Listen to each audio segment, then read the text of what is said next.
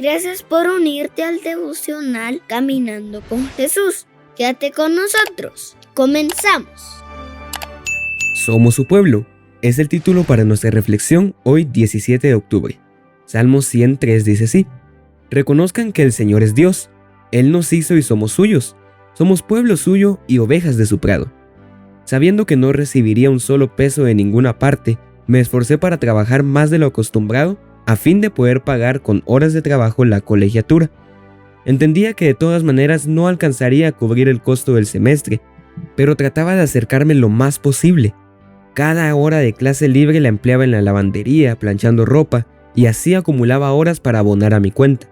Cuando llegó el momento de matricular el semestre, el administrador me pidió que le hiciera una promesa, que alguien me mandaría dinero de algún lugar, una tía rica, algún familiar o padrino, pero yo sabía que no tenía nadie. Solo contaba con mi Dios y a Él me aferraba en oración. Le dije al administrador de la institución que no podía mentir, que yo no tenía nadie, que había ido a la universidad en respuesta al llamado de Dios. Como estudiaba en la mañana, empleaba las horas de la tarde trabajando en los talleres de mantenimiento y arreglando los prados y los jardines de la universidad. Después de la cena, cuando entraban las horas de la noche, hacía un turno de vigilancia que algunas veces empezaba a las 6 de la tarde y terminaba a las 12 de la noche, y otras veces hacía el turno más difícil, que empezaba a las 12 de la noche y duraba hasta las 6 de la mañana. Todos conocían mi triste situación financiera, pero nada de eso me hacía desistir del llamado que había recibido. Una de las personas del área administrativa de la universidad me dio un valioso consejo. Me dijo que pasara cada mes por el edificio de finanzas y pidiera un extracto de mi cuenta. La idea, según él, era que en ningún momento ellos llegaran a pensar que yo me desentendía de la deuda o de mis compromisos. Así que cada mes pasaba por ahí y ellos imprimían el documento donde quedaba reflejada mi pobreza, mi incapacidad, la enormidad de mi deuda. Pero no estaba solo, contaba con un pastor, mi Dios. Él es mi pastor, yo, oveja de su prado. El último día para pagar pasé por finanzas, como acostumbraba, y al preguntar cuánto debía, me miraron extrañados y me dijeron: muchacho, no debes nada. Alguien mandó un cheque de los Estados Unidos y pagó todo lo que debías. Eso es lo que significa ser ovejas del prado de Dios, que saldremos adelante gracias a su voluntad y su provisión. Sal a enfrentar la vida con esto en mente. Dios te bendiga y continuamos con nuestra lección de escuela sabática. Del poder del Seol es el título de la lección para hoy lunes. Bienvenidos sean todos a este espacio.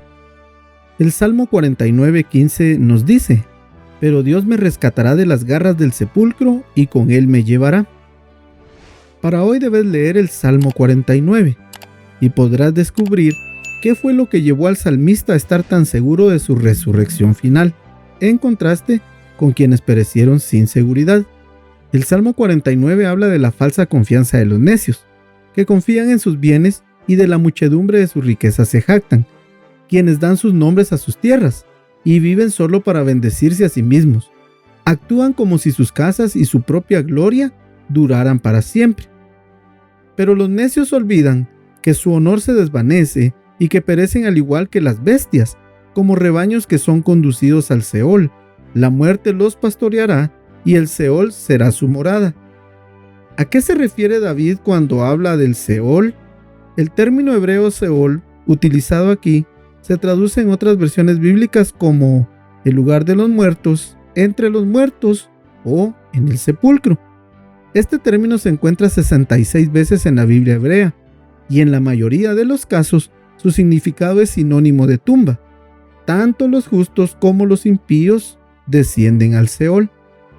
David se regocija porque después de la muerte descansará en paz, y Jehová no se olvidará de él, sino que lo resucitará a una nueva vida, y él no experimentará una destrucción duradera.